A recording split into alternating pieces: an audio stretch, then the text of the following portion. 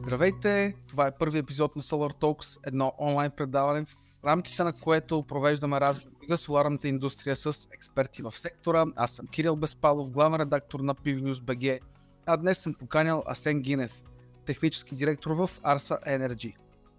Основният информационен повод да говорим с него са приключилите вече програми за финансиране на батерии за съхранение на енергия и предстоящите такива. Но ще поговорим и за това доколко важни са батериите, било то за дома или за индустрията, и доколко българските инвеститори могат да си позволят закупуване на батерии за съхранение на енергия.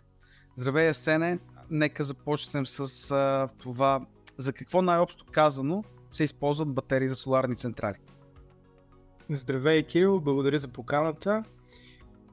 Ако трябва да конкретизираме това, което се случва напоследък в ВЕИ сектора, като свръхпроизводство на електроенергия от фотоволтаици, ценови войни, които водят до търсене на производство в диапазон от време, когато нямаме фотоволтаици.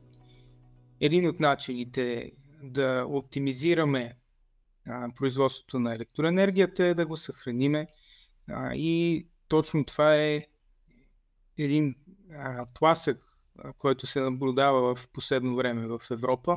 Имам предвид тласъка към търсене на системи за съхранение.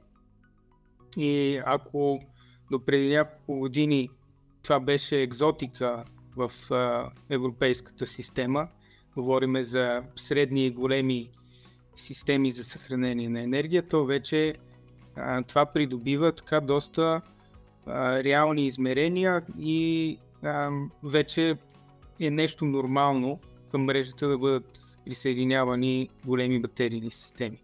Можем ли да говорим, че батериите за соларни централи са скъпа инвестиция и може ли да се говори за период, в който тя може да се избие?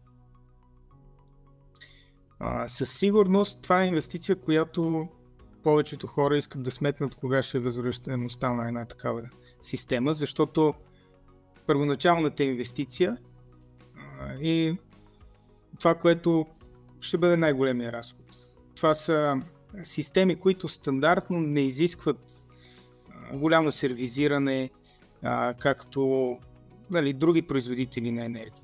Говорим за една електроника, която изисква, разбира се, мониторинг, но не е толкова сложно за сервизиране и най-голямото перо е първоначалната инвестиция, която спадна доста. Ако сравним за последните 5 години, спада е неимоверен в цените на батериите.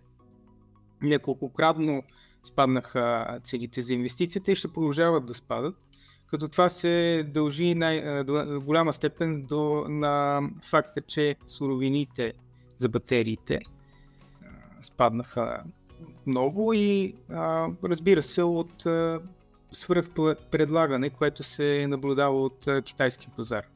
Говорим за литиевите железно-фосфатни клетки, които са в момента най-използваните на пазара.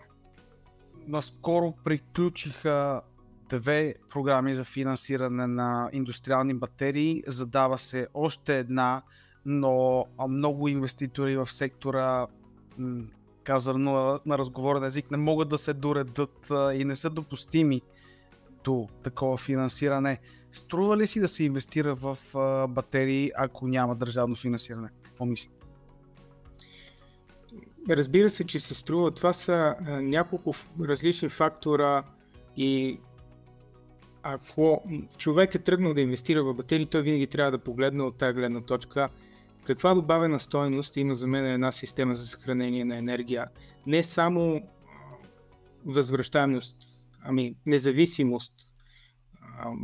Факта, че можеш да отдаваш електроенергия 24/7, програмируемост, имаме една последователност на производството на енергия, която може да бъде прогнозируема, съответно няма да води до допълнителни разходи, които произлизат от сметки за дебаланс на системата. Разбира се, в битовия сегмент може да говорим за системи за хранение на енергия, които са за дори автономен режим. Ако се инсталират на места, където електрозахранването е непостоянно или се случва да има често отпадане на мрежата. Като това е нещо, което може да се изтъкне и като плюс за индустриалните системи. Защото дори индустриалци, които имат такъв проблем, е ключово това нещо да имат постоянна сигурност на електрозахранването, биха прибегнали до системи, които са с по-голяма капацитет на батериите. Има ли наплив в момента към търсенето на решения за хранение на енергия? Идват фактурите за баланс, всички са наясно и с актуалните цени за изкупуване на електроенергия. Какво е вашето наблюдение? Има доста сериозен интерес в последно време. Нали, както споменахме, програмите тласнаха този интерес в България да се търсят повече системите за съхранение. Предстои да има още една програма, която ще отвори на есен. Така че аз съм сигурен, че интересът ще продължи в тая посока. Същевременно батерийните системи ще продължат и търпят подобрения, които ще оптимизират системите за съхранение и ще ги направят така по-достъпни, не само ценово, дори технически, ако погледнем, защото това са едни малко по-комплексни системи, които изискват съответно адекватен софтуер, който да може да отговори на нуждите на хората и на потреблението, съответно на производството, за да може да направим един плавен преход към следващите технологии, като Smart Grid, като оптимизацията на менежирането на електроенергията и на консумацията в отделните предприятия.